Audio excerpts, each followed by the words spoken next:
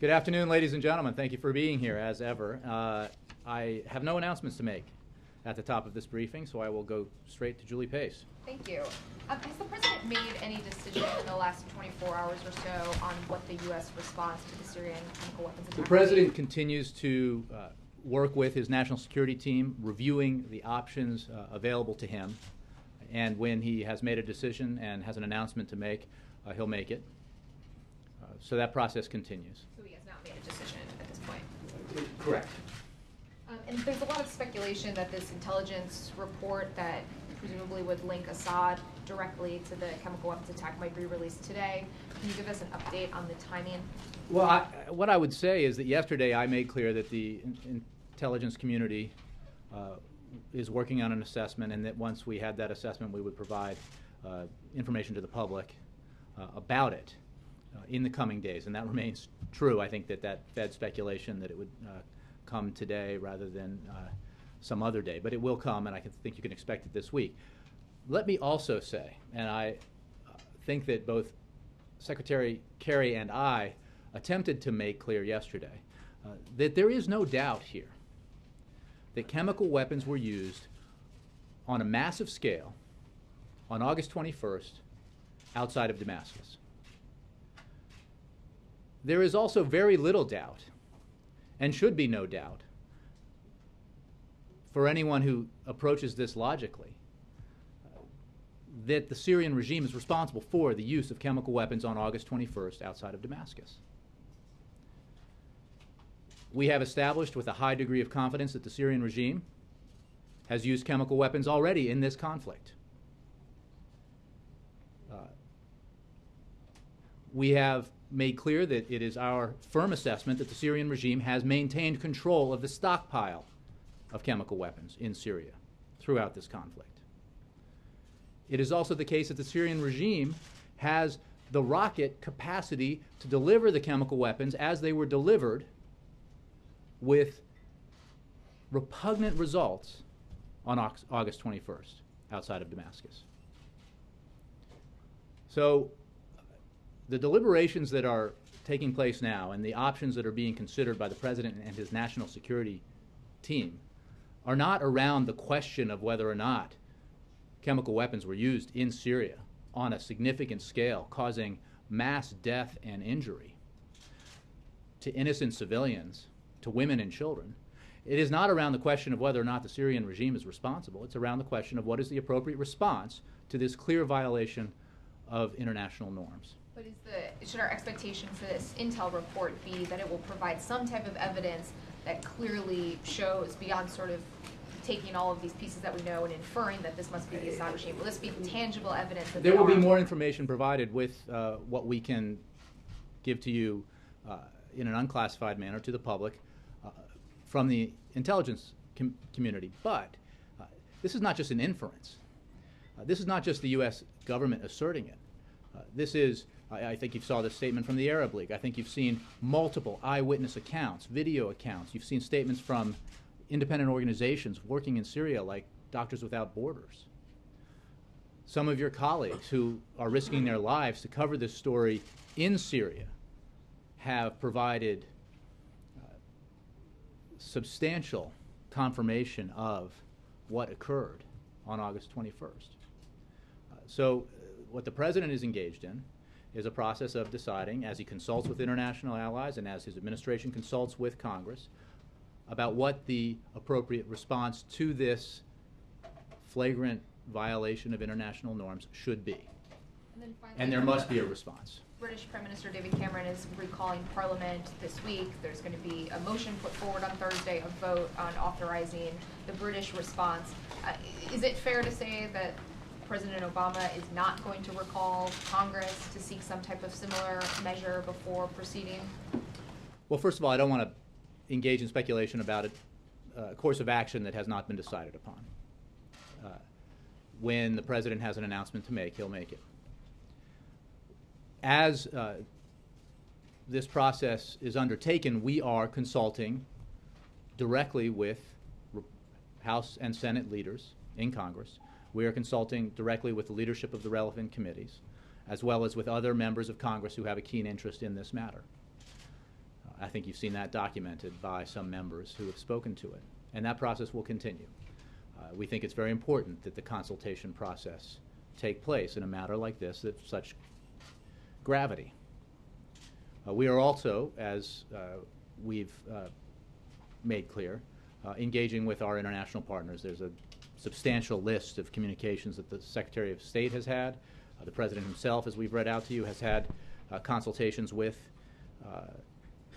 Canadian Prime Minister Harper today, and in recent days with British Prime Minister Cameron, French President Hollande, and Australian Prime Minister Rudd. And I would anticipate that the President will continue to make calls to his counterparts throughout the week. When it comes to processes, I think, which goes to your question, I'm not going to, it presupposes a course of action that hasn't been decided upon. The fact that Cameron is in a position to recall his parliament, say he's going to put forward a motion and have a vote on Thursday, seems to a suggest broad that statement. Let me just make it, obviously this is a different country with a different form of government. I'm just talking about whether something's been decided. I mean, the fact that he's in position to take this step on Thursday seems to indicate something has been decided. Well, no, nothing has been decided, as I said in response to your first question. We are in direct contact with Prime Minister Cameron and his government, and the President himself has spoken with the Prime Minister, as he has with other foreign leaders, and those consultations will continue. And we share the views of the British government about the appalling nature of the transgression that occurred in Syria, and are consulting with the British and other allies and partners about the appropriate response. Yes, Mark. Jay, you were very firm in saying just now that there's little doubt that the Syrian regime was in fact responsible for this chemical attack.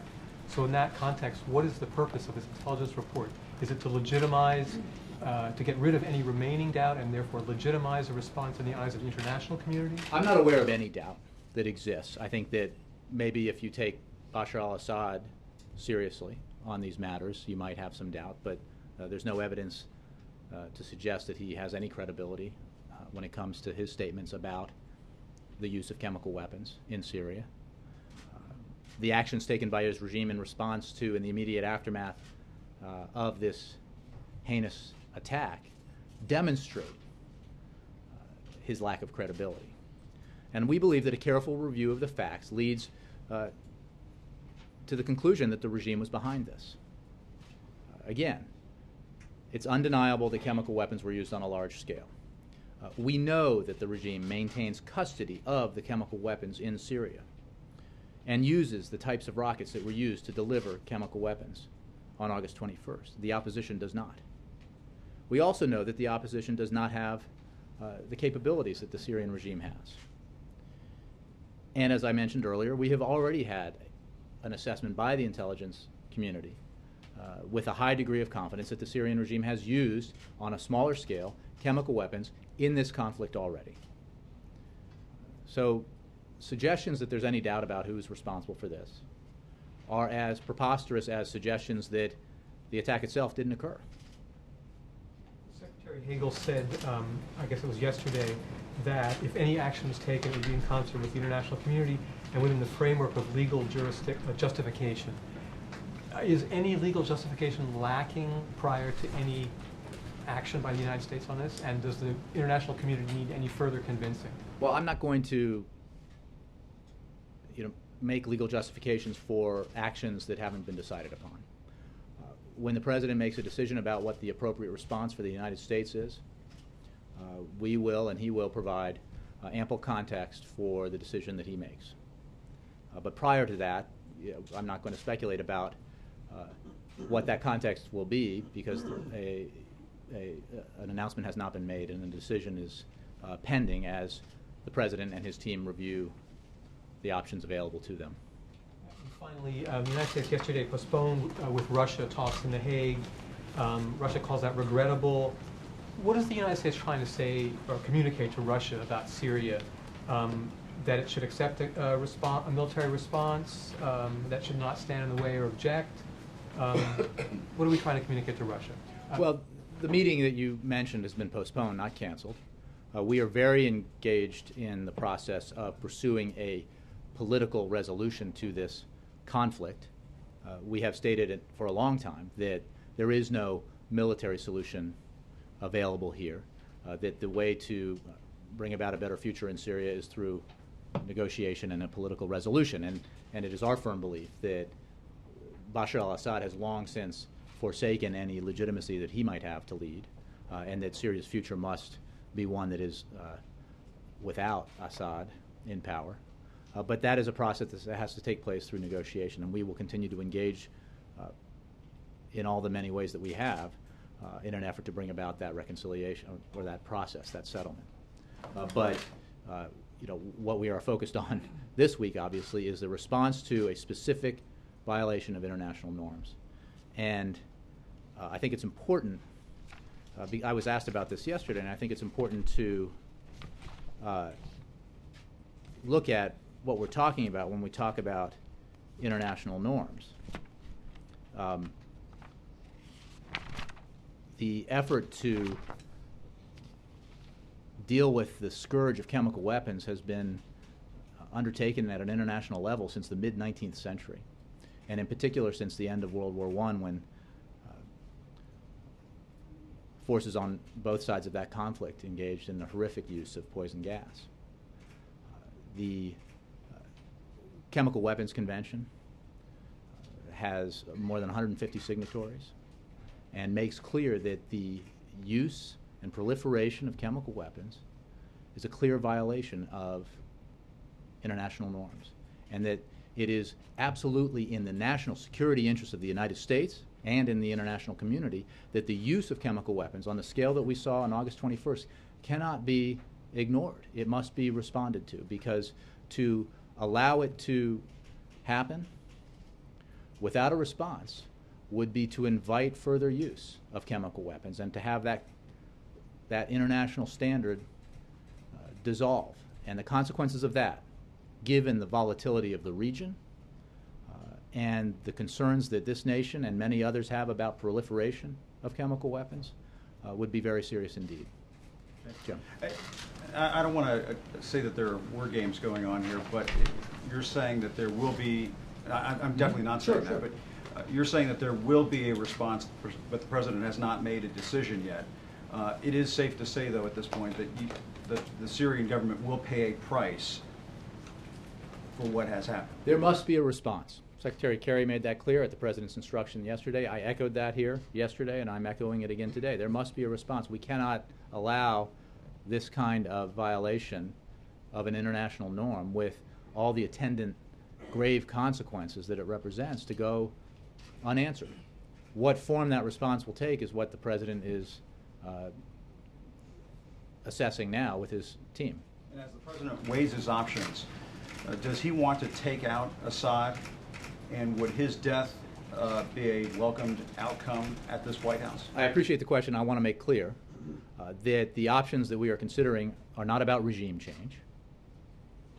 They are about responding to a clear violation of an international standard that prohibits the use of chemical weapons.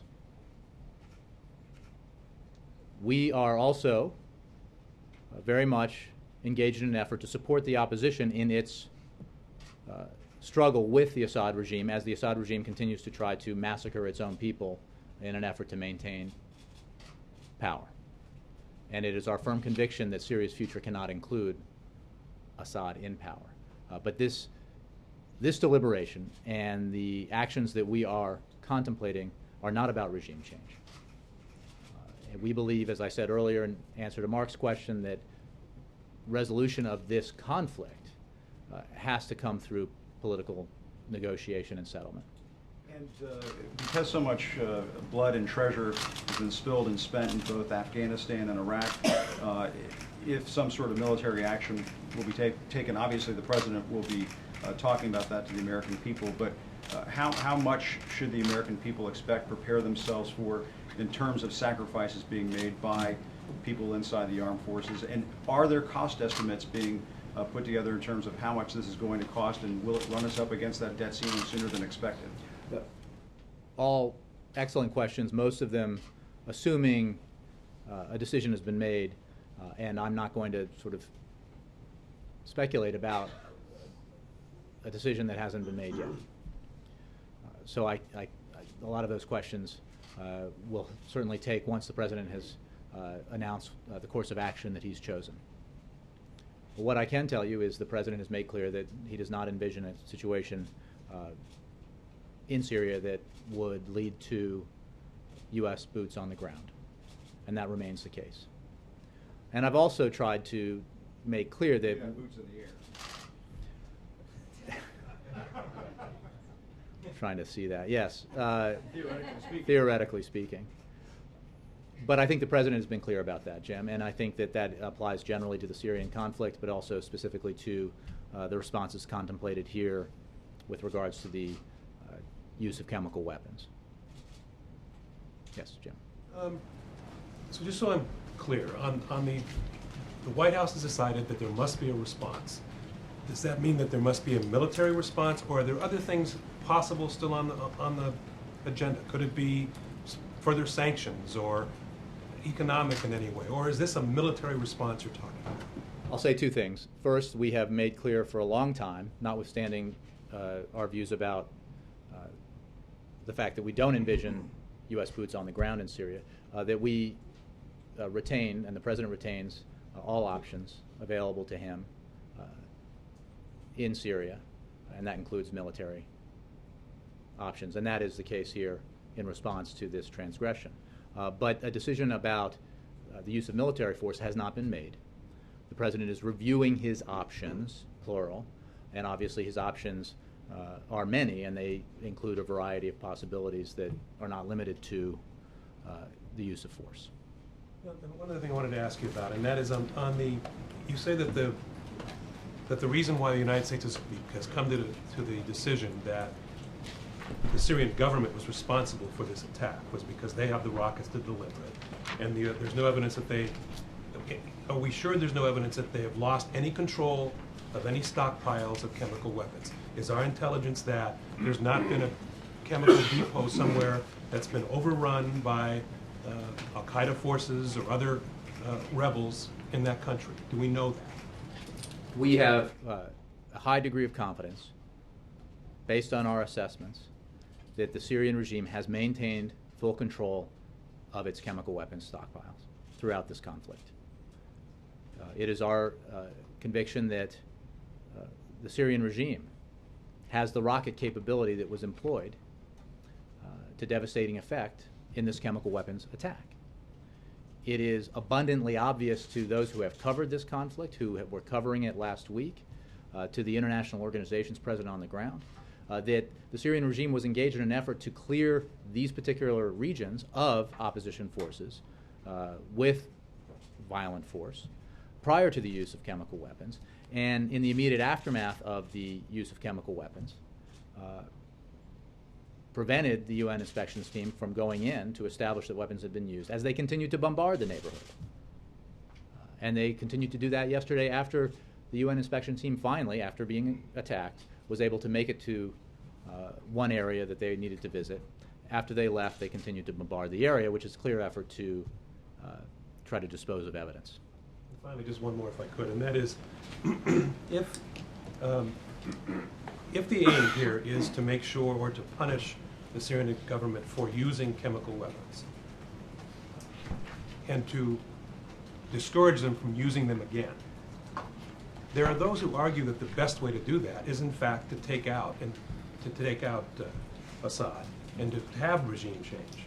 What is the argument against that from the White House, from those who are calling for exactly that? Well, as I noted earlier, the options that are being considered are not, do not contain within them a regime change focus, and that is not what we are contemplating here. We are examining options to respond to this violation. And as I tried to say yesterday, this is obviously a terrible conflict that has exacted a horrific price on the Syrian people and the region. And it is ongoing, and we have stepped up our support for the opposition and our humanitarian support for the Syrian people and for the countries that are dealing with the refugee crisis related to the Syrian conflict. The use of chemical weapons on the scale that we saw is a separate and distinct fact that needs to be responded to. and it will be responded to in some form, because the President believes, and many of our allies and partners clearly believe, and as I stated earlier, and I understated the number of nations who have participated in the Chemical Weapons Convention. It's 189 nations, representing about 98% of the global population, all have a stake in ensuring that that international norm is maintained and respected.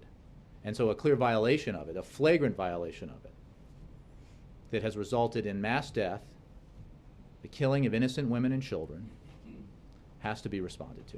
And I understand that, Jay, but my question is, what is the response as to, if the way to do this, as some say, is to prevent it from happening again, is to take out the guy who's doing it?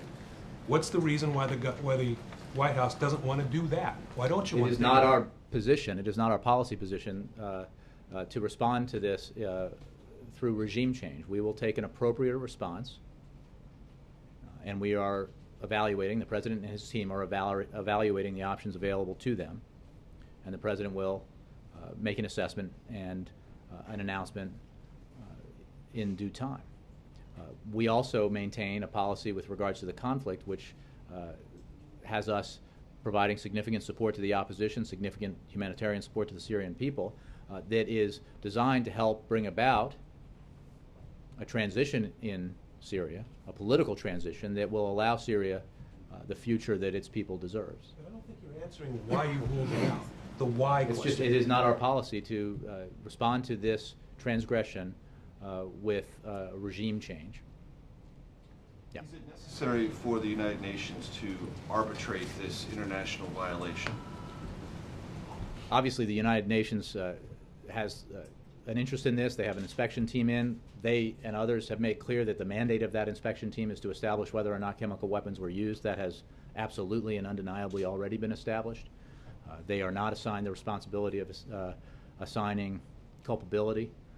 So that the work of that team is redundant, you might say, because it is clearly established already that chemical weapons have been used on a significant scale. We are engaged in international consultations, and we have not decided upon what course of action the United States will take, and therefore it's sort of premature to talk about context and the means of moving forward once a decision has been made. Once we have something to announce, we'll provide the context around it. But it is not necessarily required from the President's point of view that the United Nations or the Security Council be the one to say, yes, an international violation has occurred and therefore something must be done in response. Again, I don't think there's any doubt, and I don't see anyone contradicting it, anybody with any credibility in the world, that chemical weapons were used on a significant scale in Syria, so the transgression is established.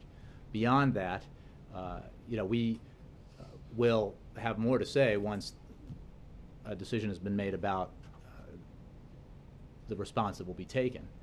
Broadly speaking, I think it's important to note that it is in the clear national security interest of the United States that the use or proliferation of chemical weapons on this scale not go unanswered.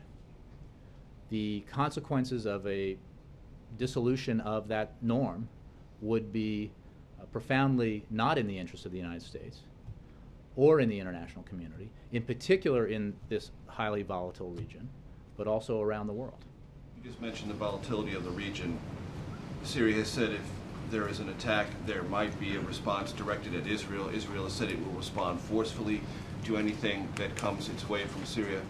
Among the risks, which are many involved in this, how concerned is the President and the White House about this not becoming just a Syrian problem, but a wider regional problem, if in fact there is a military response that has a coalition of not just the United States, but Britain, France, and others? Well, again, I'm not going to speculate about decisions that haven't been made, and we'll have more to say when an announcement is forthcoming. I would note that the Syrian conflict has already had profound negative consequences to other countries in the region. I would note also that when we talk about the instability in the region and the volatility of the region, that Syria borders an ally, a NATO ally of the United States in Turkey, and a close friend and partner of the United States in Jordan. And both those nations have felt significant consequences as a result of this conflict and have a great deal at stake when we talk about the use and proliferation of chemical weapons. So again, I'm not going to go down the road of making justifications for actions that have not been decided upon. I urge you to wait until we have an announcement to make. Not to seek regime change and to have something that is being described as singular and responsive to chemical weapons and therefore of shorter duration and low likelihood, to avoid the spillover effects that might occur if there was a more sustained military campaign.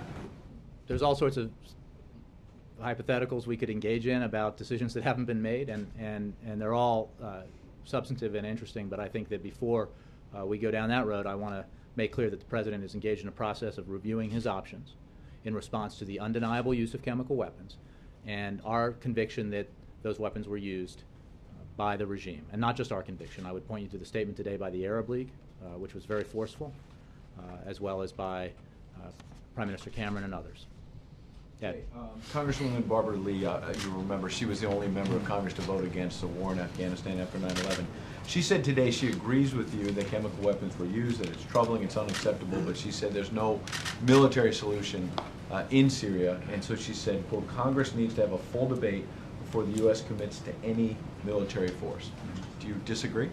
Well, I made clear, I think, in answer to other questions, that we completely agree that there is no military solution to the conflict in Syria, that there has to be a political transition, and we are engaged in a process with many countries as well as with the opposition to help bring about that transition.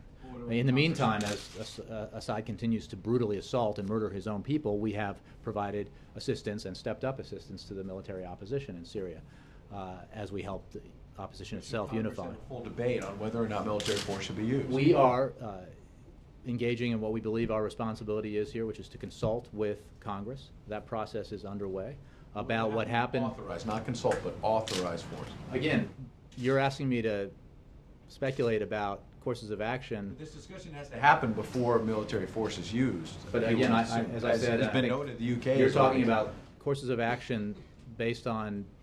So the president's not considering military action? I certainly didn't say that. Considering military action, so why not have a debate in Obviously, Congress about whether can have a that's the right debate. way? The issue here is you're asking me about what Congress should do if the president makes a certain decision. And what I've made clear repeatedly, both yesterday and today, is that the president is reviewing his options with his national security team. We have never taken military force off the table, and we will not now, in response to this flagrant violation of international norms. And when we have an announcement to make, we'll make it, and we will provide all the necessary context about the response that we've decided upon. In 2007, the Boston Globe asked candidates running for president to answer a series of written questions, and one was, in the context of Iran, does the president have the constitutional authority to bomb Iran without seeking a use of force authorization from Congress? Candidate Obama said, quote, the president does not have the power under the Constitution to unilaterally authorize a military attack in a situation that does not involve stopping an actual or imminent threat to the nation. Does the president still agree with that? You're absolutely, but you're also trying to get me to engage in a discussion about a decision that has not to be made. It is a hypothetical. Military option has been on the table for a year, year and a half, right? Now it's not about hypotheticals. We're maybe within days, if not hours, of the president making a decision, correct? It is correct that the president is working with his national security team, reviewing the options available to him to respond to the clear violation of an international norm by the Syrian regime with the use of, on a significant scale, chemical weapons against innocent civilians. A. B. As I made clear, it is clearly in the United States' national security interests that that norm be maintained, because the consequences of that standard dissolving are enormous and very detrimental to the interests of the United States and very detrimental to the international community, to our allies and partners in the region, and to the world at large. Today, but I'm saying the standard in 2007 to candidate Obama was an actual or imminent threat to the nation. Do you believe that exists right now, an actual or imminent threat to the United States? I believe that absolutely allowing the use of chemical weapons on a significant scale to take place without a response would present a significant challenge to, or threat to, the United States' national security interests. Not just our allies in the region, but to the United States. Thank you. Jay, I just want to be clear on the role that the UN investigators are playing. You said yesterday during the briefing that you do not have confidence the UN can conduct a credible inquiry into what happened. So does that mean that their findings won't play a role in President Obama's ultimate decision? The mandate of the inspection team is to establish whether or not chemical weapons were used. That's been established, incontrovertibly, undeniably. I don't think anybody in this room, anybody who's covering it, any international organization that's there, or any nation that I'm aware of outside of the Syrian regime has made an assertion to the contrary. So does the President need to wait for them to come to their ultimate conclusion before making a decision? Will he? Again, there is the issue of, were chemical weapons used? That is what the United Nations inspection team is mandated to discover. But will he wait Since for them that to has been finish their already investigation? discovered, I'm not sure that they need to fulfill their mandate. We have been, but as I say that, I want to be clear, as I was yesterday, that this country, this administration, has been a strong proponent of the UN inspection team and having it provided all the necessary access to establish whether or not chemical weapons have been used. And of course, Assad has blocked that repeatedly. And even in this case, where they said in the initial aftermath of the attack that they welcomed an inspection team, they then blocked, even though the inspection team was 45 minutes away, they blocked access for 5 days as they bombarded the neighborhoods to try to eliminate the evidence of chemical weapons use. So the credibility of the Assad regime here is obviously close to zero. The use of chemical weapons on a significant scale is undeniable. And so the mandate has been fulfilled in many ways. So just to be clear, I mean, they could be there until Sunday. President Obama could make a decision before Sunday. Should we expect that? I'm not going to engage in hypotheticals about when decisions are going to be made, when courses of action may be engaged in. I will simply say, as Secretary Kerry did yesterday, that the violation is undeniable.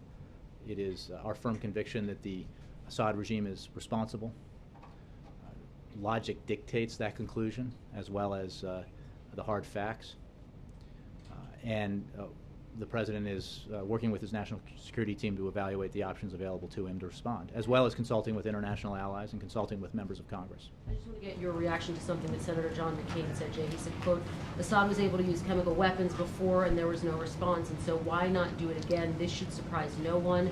They viewed that not as a red line, but as a green light, and they acted accordingly. What is your reaction? And is the As I President said yesterday, satisfied that he's done when we enough to established with a prevent? high degree of confidence that the Assad regime had used chemical weapons on a small scale, relatively small scale, we did respond, and we stepped up our assistance to the This Syrian. apparent larger attack. And there will be a response to this not apparent but clear and undeniable large-scale attack. And that is what is under deliberation at this time. Carol. I just want to clarify, because at the beginning of the briefing you said that you had very little doubt the Assad regime was responsible for this, and you said there should be no doubt. And then you just most recently said the White House has a firm conviction that it was the Assad regime. So are you 100, in your White House's view, you're 100% sure that the Assad regime was responsible? We see no evidence of any alternative scenario. The regime has already used chemical weapons in this conflict against its own people on a small scale. It has maintained firm control of the stockpiles of chemical weapons in Syria. It has the rockets and the rocket capability that were employed in this chemical weapons attack. And it was engaged in an assault against these neighborhoods prior to the use of chemical weapons and in the aftermath of the use of these chemical weapons. You would have to be credulous indeed to entertain an alternative scenario that could only be fanciful. Obviously, we are working and discussing this with our international partners. We are consulting with members of Congress. And as I mentioned earlier, the intelligence community is working on an assessment, and we will have conclusions that can be provided to the public available this week. But I think it's important to note that it is clear already that chemical weapons were used on a large scale, undeniable, and that the Assad regime is the only possible force that could have deployed them. And there has to be a response to that clear violation of international norms. And then just one other thing more broadly, when the president is facing a situation like the deliberations that he's currently having about what to do in response to Syria, what does the White House think its obligations are under the War Powers Resolution? Again, I don't want to speculate about courses of action that haven't been decided upon, and that involves. I mean, in general, what is the president's philosophical? How does he view his role and the White House's role in terms of what he's obligated to do under that resolution? We feel generally that it is essential to consult with leaders of Congress, and that is what we're doing in a matter like this, even as we engage in a process of evaluating the options available to us. And that's why we're doing what we're doing, and that's why we've, as I think you've seen reported, had discussions with relevant members of Congress and leaders of committees and leaders of the Congress at large. Yeah. Jay, following the inevitable response, whatever it will be, what steps is the U.S. prepared to take to secure the chemical weapons stockpiles? The disposition of chemical weapons in Syria has long been a significant concern of the United States and our allies and partners, and it will continue to be a significant concern. We have, as I've said earlier, confidence that the Syrian regime has maintained control of the chemical weapons in Syria. They have also used the chemical weapons under their control in Syria against innocent Syrians on several occasions on a small scale, and now on August 21st on a large scale. And that's a repugnant fact. But I can't predict anything beyond the fact that this remains a significant concern of the United States.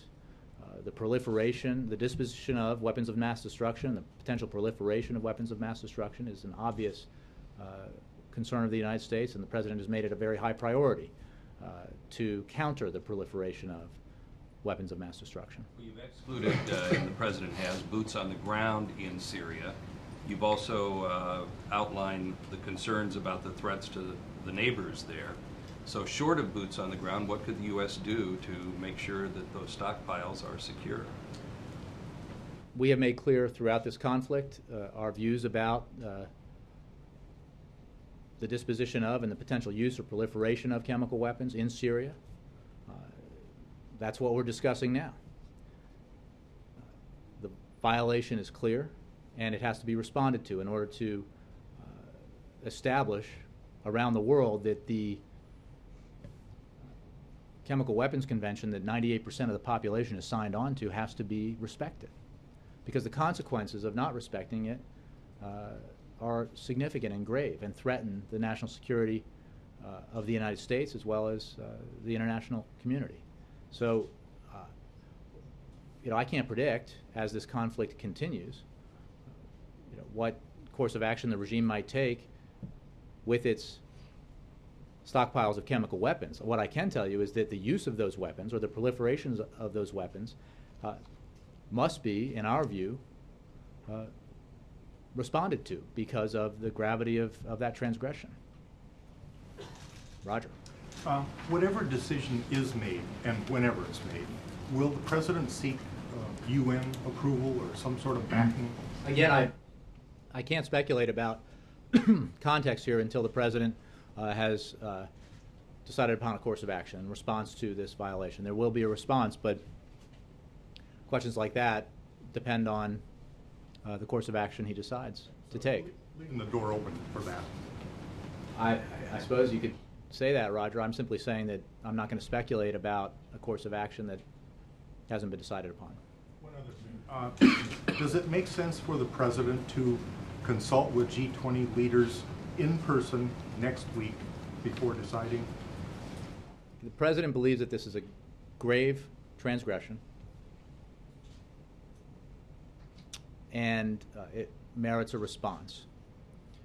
He will obviously take the time necessary to evaluate the options available to him in deciding upon what is the appropriate response by the United States, in consultation with our allies and partners, in consultation with leaders in Congress. And when he has decided upon a course of action, he will obviously inform the public about it. I wouldn't put a timetable on it. The President will be, as you know, attending the G20 summit, but that's a fixed date, and we are in the process of evaluating options in response to this transgression this week. Jay, you said earlier that Assad had a strategic purpose in using these weapons. He was trying to clear this area. Putting aside the goal of regime change, which you said is not yours right now, do we have any strategic goal at all? Are we, in developing this response, is the goal to change the dynamic on the ground, balance of power, in any way?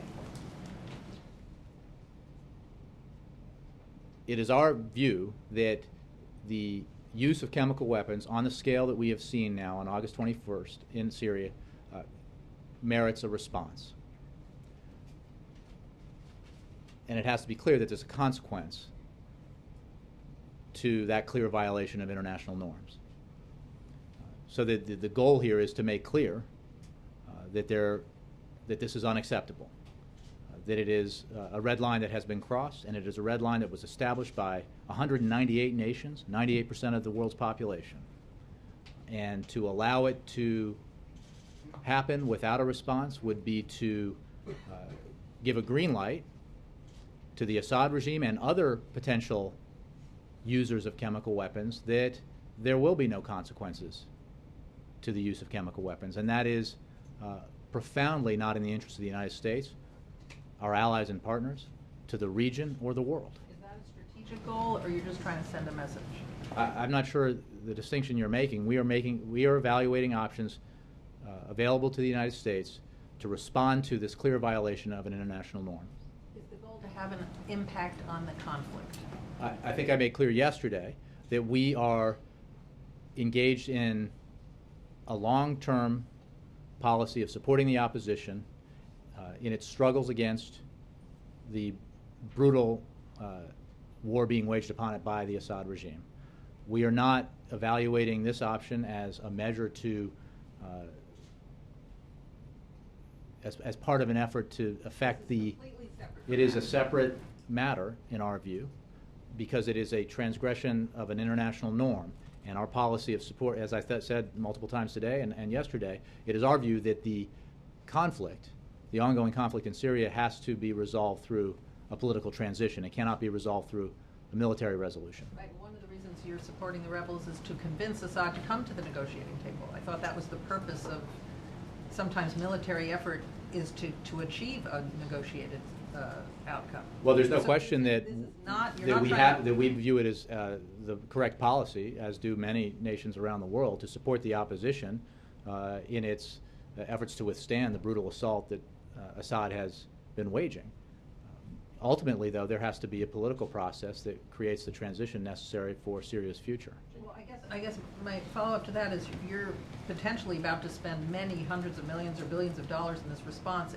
If it doesn't have a strategic purpose, why bother?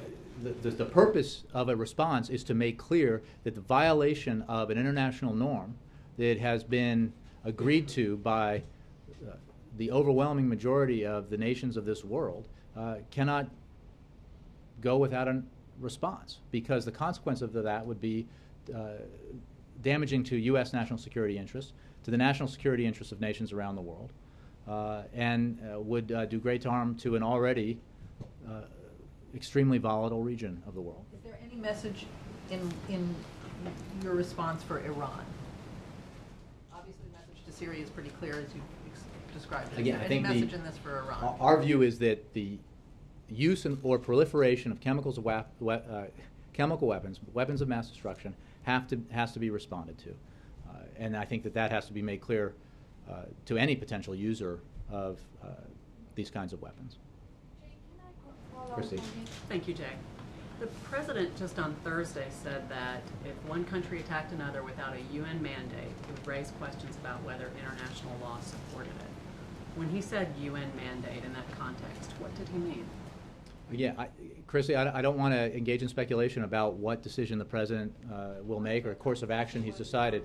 I think, as I said in answer to Ed's question, that the president has long said as a candidate and as president that he will absolutely take action when he views that the national security interests of the United States are at stake. So let me just ask this. Is it possible to have a UN mandate without having a Security Council resolution? And we would have to ask our UN Just conceptually, is that possible? Look, again, conceptually, I think it's related to the question at hand, and I'm not going to speculate about what courses of action we're going to take until the president has decided on the option he wants to embrace. Emma? Thank you, Jay. My last question. Today, Wall Street Journal article says that why Obama is pulling into Syria after 2 years later. The answer is Iran, because Iran has already involved itself in the war in Syria. The Iran factor, in short, is the elephant in the room. So is Iran a bigger trigger than chemical weapons for U.S. involvement? Iran has been involved in supporting the Assad regime for a long time in this conflict. We've made clear that fact and what it says about who's Assad's friends are. The options we are assessing at this time have to do with our belief that the use of chemical weapons needs to be responded to, and that is the context of the decision-making process that's underway. Thanks, Jay. April? Jay, at this time, is there irony for this White House and the president as you're 50 years out from celebrating and commemorating nonviolence and peace? The president is looking at strong options against Syria. The president has made clear ever since he launched his campaign for president that he, as commander-in-chief, will take actions necessary to defend the United States, to defend the national security of the United States, to defend the American people at home and abroad. I think he gave a memorable speech about it, about his views on this matter in Copenhagen in 2009. And I think you've seen throughout his presidency his commitment to ending wars, as he has demonstrated by withdrawing from Iraq, when he views that as is in our national security interests, to winding down the war in Afghanistan, which is happening now. But he has also demonstrated a commitment and a conviction that when national security interests of the United States are at stake, he will take action. Again, that's a broad statement. I am not presupposing, in answer to any of these questions, a course of action. When the president has an announcement, he'll make it. Well, I'm going to ask you one last question. What do you say to those, especially those loud voices that we heard with some of the most recent wars? People who don't want strikes, who just want peace. What do you say to them?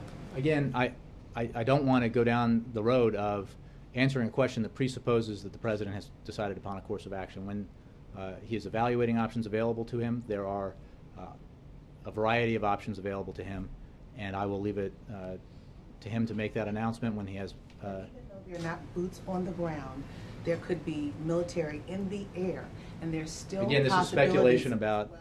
Sure, that's speculation about the options that are available to him, but he is evaluating those options now. Let me make this, Mike, last one. Sure. The goal is essentially to punish the Assad regime and set an example of the Assad regime for violating the international norms. How do you do that without weakening the Assad regime and in a sort of a de facto way, turning the tide of the civil war, which you say should not happen, their differences should be resolved by political means? Well, I'm saying that the decision to respond to the use of chemical weapons and the options that are under consideration as a response to that clear violation have to do with the use of chemical weapons. We have a policy of support for the opposition in Syria. We have a policy of significant humanitarian support for the Syrian people and for refugees in other countries, and that will continue. But this is a clear and distinct violation of an international norm, and it is our view that, as Secretary Kerry made clear yesterday, that we must respond to it. So is it the goal of the United States to degrade the Assad regime's ability to deliver those chemical weapons? Again, that you're presupposing courses of action that haven't been decided Well, upon. whatever the action is, would that be a goal? Again, you're presupposing courses of action when you're talking about degrading military capacities that haven't been decided upon. May I follow up, Jay? Could I ask a non-Syria question? Okay, last one, non-Syria. The president is meeting with mayors this afternoon about how to curb gun violence. Is there some particular reason, we haven't seen that in a while, is there a particular reason that's on the plan for the schedule for today, this week? And can you tell us, is there some specific piece of legislation or specific? Well, the president remains committed to taking the action that we can in the wake of Congress's, and the Senate's in particular, regrettable failure to pass common sense legislation to improve our background check system, to take steps that we can to reduce gun violence in the United States. And we put forward, the president put forward with the vice president, a comprehensive approach that included not just the legislative action that we believe needed to be taken, but also some executive action. And we continue to work on those issues, and we continue to engage with stakeholders around the country, including mayors, on this issue, because it is of great concern to them as it is to this administration. Are they talking about legislation then? Possible legislation? Again, I'm not going to read out a meeting that hasn't happened, but I would say that we continue to engage in an effort to do everything we can to reduce gun violence in the United States, against the clear majority will of the country, of states that are not normally considered blue or even purple. The Senate chose to block common sense legislation that would have simply improved a background check system that everybody believes is necessary to make sure that people who should not have guns can obtain them. So I don't have a specific agenda for you, except that this remains an issue the president and the administration are concerned about. I understand they're not coming out. Will you release the list of the mayors? I'll have to take the question. I'm not sure what our... Yeah, I got to run, guys. Well, I hope you all can... Do you brief tomorrow? Meetings. We'll see. Thanks.